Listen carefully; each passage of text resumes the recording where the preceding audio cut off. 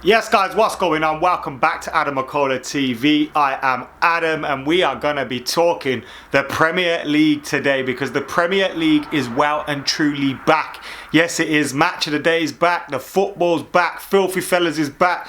It's all back, and we did some serious fan cams outside the game after Manchester United beat Chelsea 4-0. What a result that was. I'm still bouncing from that one, although not trying to get carried away because we know we could come back down to earth with a big bump if the result doesn't go our way at the Molineux against Wolves, which is a very, very difficult game. But we're looking back at the week and talking all things Premier League, reacting to a few comments from the video that myself and Stephen Howson did last week where we predicted the league table. Now, usually I'm going to try and get Steen on these videos and talk all things Premier League football and do what we can't do or don't do on Full-Time Devils, because we always talk United on there. So on here we're going to try talk Premier League. Now it's just myself today, but still we're going to be talking about the week's action. Of course, Manchester City winning, Spurs winning, Liverpool winning, Arsenal winning, United winning,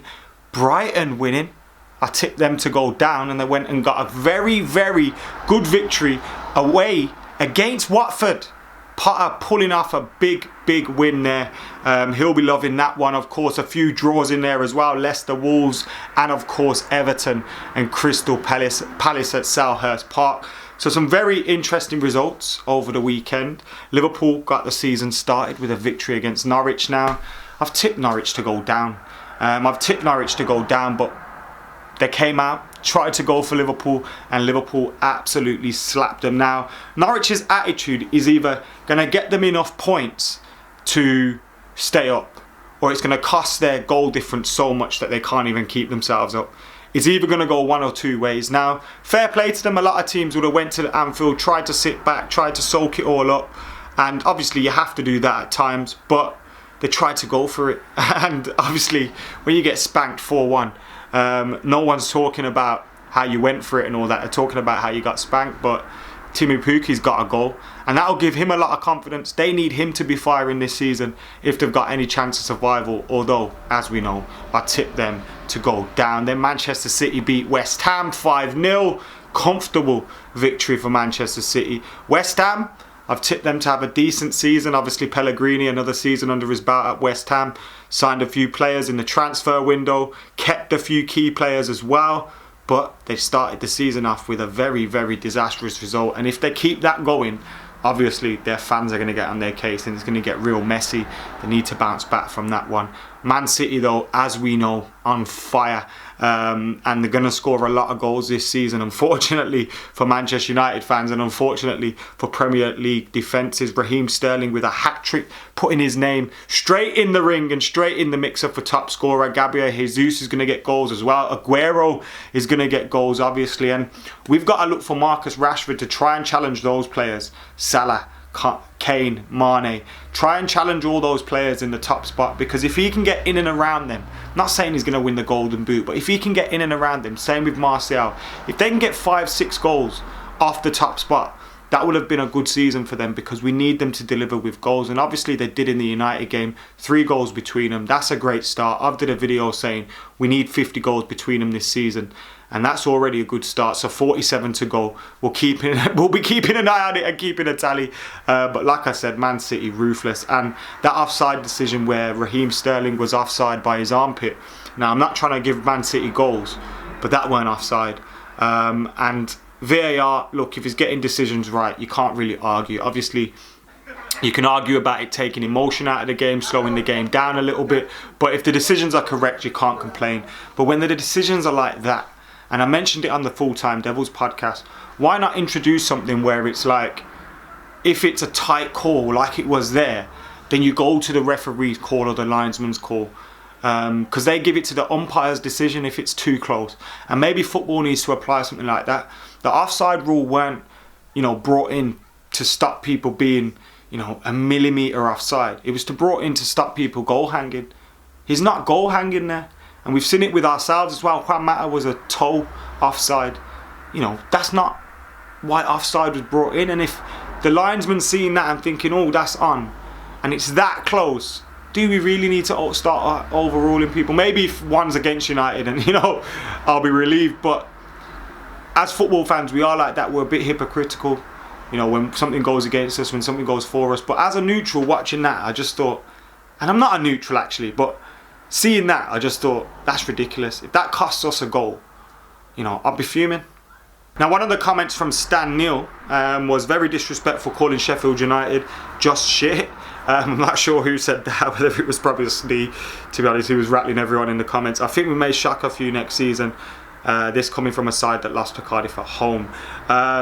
Who we support it might affect what we say sometimes, but who we support isn't going to affect our judgment of Sheffield United, is it really? But they did prove us wrong. They looked very, very good. Chris Wilder obviously getting a crucial point away from home against Bournemouth, a decent Premier League outfit. That will give them so much confidence. Billy Sharp getting the goal as well, that will give him confidence that he can still do it at this level. And fair play to Chris Wilder, fair play to Sheffield United. Big point for them. Something that I think will do more for them mentally than it does the point. Obviously, you need to get 40 plus to be staying up. Can they do that? Still a long, long way to go. Just like I'm not going to say United are going to win the league. I'm not going to say Sheffield United are definitely going to stay up. But they did prove us wrong in terms of how tactically well organised they were against Bournemouth, who again are well coached, well drilled and well managed by Eddie Howe. So fair play to them. Another one where I now look a little bit stupid, although this comment I'm sure has come in after the fact, after the goal was scored. I think we need a little VAR check on this comment. But it says Brighton to go down, you're mad. Watford will be going down. Brighton, Graham Potter grabbing that mad win. 3-0, absolutely busted my coupon at the weekend. What a victory for Brighton. Again, confidence booster. 3 points on the road. How many wins did they get on the road last season under Chris Hughton? I'm not sure there were anywhere. They probably 1 or 2. But what a victory for them as well. 3 massive, massive points. Now, obviously you guys, a lot of people have seen it this week. Myself and Gary Neville having a little chat with Sky Bet's fan meet Jamie Carragher thing that we did. And we had an interesting chat about Manchester United ownership, the Glazers, Woodward, what happens if this season isn't successful, because United are in an interesting position. Obviously a lot of protest against the ownership online. Will that transfer to the pitch and to the stands? I asked that to Gary Neville, we discussed that. That video is up on Full Time Devils, so go and check that out. But an interesting comment that Gary Neville made, and it made me start thinking about it. He said United will win the league before Liverpool. And I thought, let's discuss that here, because it is an interesting one. And it may sound stupid now, because if you're saying who's more likely to win the league this season, you're going to say Liverpool. The position they're in, back-to-back Champions League finals, European champions, challenged City all the way last season. You'd expect them are more likely to win it this season. But City are the favourites this season. City are likely to go on and dominate. So who will be in the position to win it next out of these two? Is it United or is it Liverpool? Now, a season or two ago, 3 seasons ago, I would have said without a shadow of a doubt United. Without a shadow of a doubt United. But now, I'm not so sure. I'd like to think United have the finances there to be able to bring players in when we get Champions League football, to be able to attract and challenge for the league title. But can we trust the ownership that we have at the moment? Are we that confident that Ole Gunnar Solskjaer is going to be a success? Deep down, I want him to be a success. The signings that he's made look fantastic. He's improved our defence. Solid title-winning sides are built on a great defence. But we're also waiting for other players to get ready to be at that stage where you'd expect them to win you the league title. Next summer, we may be looking at replacing Paul Pogba. We may be looking at replacing other players in the squad as well. So it's a long-term rebuild for United. You're thinking over the next 2-3 windows. Now, if City don't win it this season, it's probably going to be Liverpool. So you'd think Liverpool are more likely. But if you had to put money on it, you'd say City are going to win it. So can City hold Liverpool off till United are ready to win the league title is basically what we're looking at here, which is crazy because we shouldn't even be in this position with the money that we have, the size of the club that we are, everything. That this question is even now a question. I don't think we'll go as long as Liverpool have without a Premier League title. But then you can't guarantee that. It could be a decade. We could win it in 2021. You know, anything can happen, but you're not so sure anymore with United. And when Fergie left, you would have been thinking, we'll win the league in the next 6 years. Surely we're in a position where, you know, we've got the finances, we can build a squad that will win it. And we haven't been able to. Run our fourth manager. You know, fingers crossed he's the man that can bring it and build that success. But not so sure anymore. Let us know what you guys think in the comments below. Few more comments before we go now. Before I do these, remember, get your comments and your questions in for myself and probably Steve next week on this show. We'll do it every week, Premier League show on Adam McKola TV. And then, yeah, just get your questions in and we'll answer loads every week. John put one in. This video went crazy. It had like 100k views, 2,000, 3,000 dislikes. I don't know, it was nuts. The comments and all that were nuts. John said, we had to name drop Arsenal to get clicks. Why would we support Man United? United are the biggest supported club. We don't need to name drop Arsenal to get clicks. Cocky United fans thinking you were getting Dybala only for him to snub you. I never once thought we were getting Dybala. Arsenal shat all over United this transfer window. Pepe, fantastic signing. I'd take him at United. But, you know, we thought the same about Memphis at the time.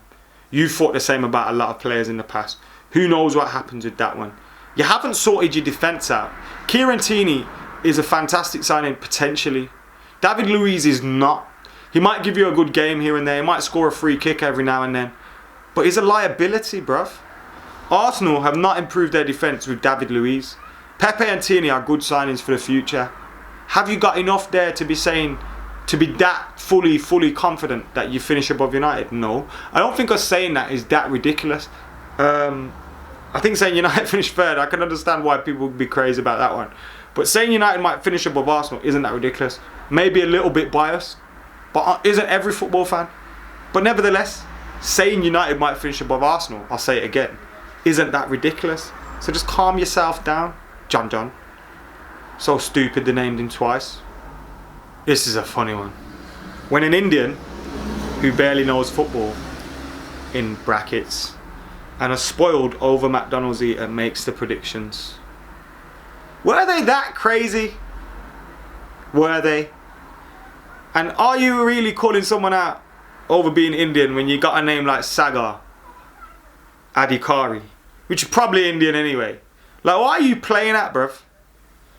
Get out of my comments. Get out. Please, can we get some sensible questions for next week? Come on, get them in. Keep your comments coming in. Keep your thoughts coming in on Adam McKola TV. Let us know about everything we've discussed today. Who will be the top goal scorer in the Premier League this season? Can Marcus Rashford and Anthony Martial challenge or get close? Will Sheffield United surprise us all and survive the drop? And, of course, who will win the league next? United or Liverpool? Get your thoughts in the comments. For now, I've been Adam McKola. I'm out of here.